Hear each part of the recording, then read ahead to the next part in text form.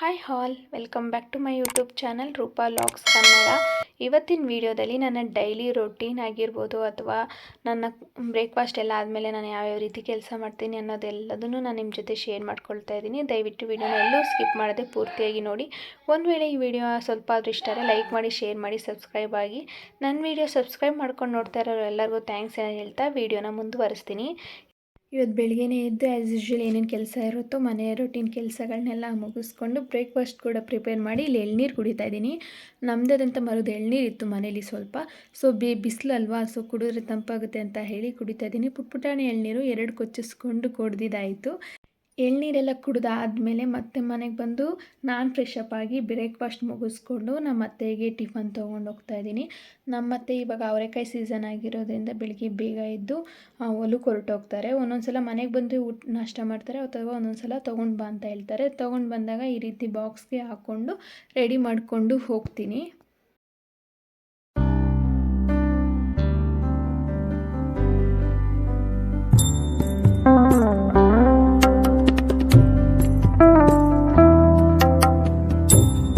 ವಿಡಿಯೋನ ಸ್ಕಿಪ್ ಮಾಡಬೇಡಿ, ಯಾಕಂದರೆ ಇದೇ ವಿಡಿಯೋದಲ್ಲಿ ನಾನು ಹೊಲಕ್ಕೆ ಹೋಗಿರೋವಂಥದ್ದು, ನಮ್ಮ ಅವರೆಕಾಯಿ ಹೊಲನ ಎಲ್ಲನೂ ಶೇರ್ ಮಾಡಿದ್ದೀನಿ. ಸೊ ಅದಕ್ಕೋಸ್ಕರ ಆದರೂ ಕೊನೆವರೆಗೂ ನೋಡಿ. ಇವತ್ತು ಬ್ರೇಕ್ಫಾಸ್ಟ್ಗೆ ಅಂತ ಹೇಳಿ ನಾನು ಇಲ್ಲಿ ಅನ್ನ ಸಾಂಬಾರೇ ಮಾಡಿದ್ದೆ.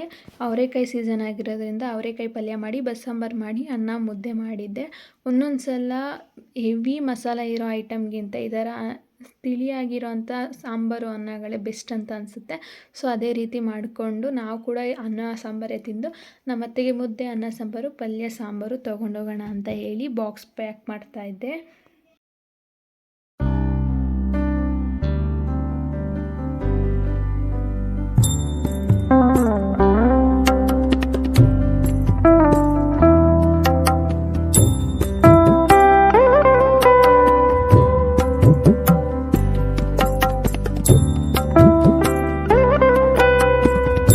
ಟಿಫನ್ಗೆ ಊಟ ಎಲ್ಲ ಹಾಕ್ಬೇಕಾದ್ರೆ ಗಡಿಬಿಡಿಯಲ್ಲಿ ಸ್ಲ್ಯಾಬ್ ಮೇಲೆಲ್ಲ ಸಾಂಬಾರು ಚೆಲ್ಬಿಟ್ಟೆ.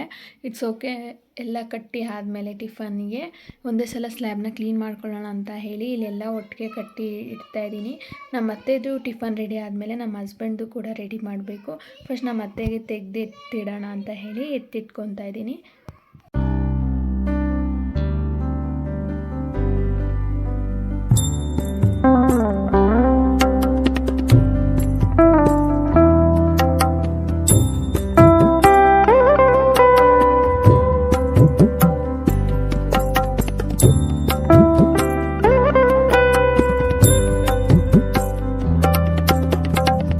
ಅನ್ನ, ಮುದ್ದೆ, ಸಾಂಬಾರು, ಪಲ್ಯ, ನೀರು, ಒಂದು ತಟ್ಟೆ ಇಷ್ಟು ತೊಗೊಂಡೋಗೋದಿತ್ತು. ಒಂದು ಮರಿಬಾರ್ದು ಅಂತ ಹೇಳಿ ಎಲ್ಲ ಒಟ್ಟಿಗೆ ಇಟ್ಕೊಂಡಿದ್ದೆ.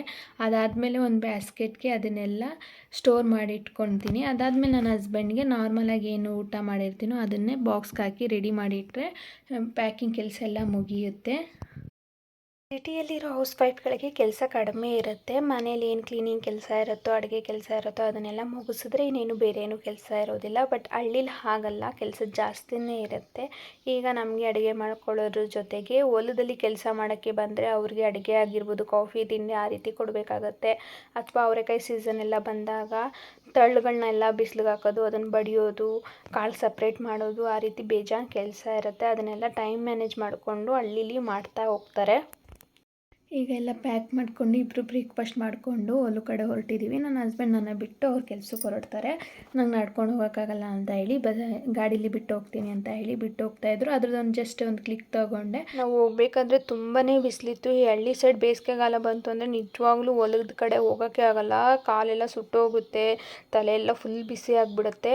ನನಗೆ ಯೂಶ್ವಲಿ ಬೇಸಿಗೆ ಆಗಿ ಬರೋದಿಲ್ಲ, ನನಗೆ ಅಷ್ಟು ಬಿಸಿಲು ತಡೆದ ಅಭ್ಯಾಸ ಇಲ್ಲ. ಬಟ್ ಆದರೂ ಒಂದಿನ ಅಲ್ವಾ, ಹೋದರೆ ಹೋಗೋಣ ಅಂತ ಹೇಳಿ ಹೋಗ್ತಾ ಇದ್ದೀನಿ. ಯಾವುದು ಆಗುತ್ತೆ ಆಗಲ್ಲ ಅನ್ನೋದಕ್ಕಿಂತ ಕೆಲಸ ಹೇಗೆ ಮಾಡ್ತೀವಿ ಅನ್ನೋದು ತುಂಬ ಇಂಪಾರ್ಟೆಂಟ್ ಆಗುತ್ತೆ. ನಾನು ಸಿಟಿಲಿದ್ದಾಗ ಸಿಟಿ ಲೈಫ್ಗೆ ಅಡ್ಜಸ್ಟ್ ಆಗಿದ್ದೀನಿ, ಹಳ್ಳಿಗೆ ಬಂದಾಗ ಹಳ್ಳಿ ಲೈಫ್ಗೆ ಅಡ್ಜಸ್ಟ್ ಆಗಿದ್ದೀನಿ.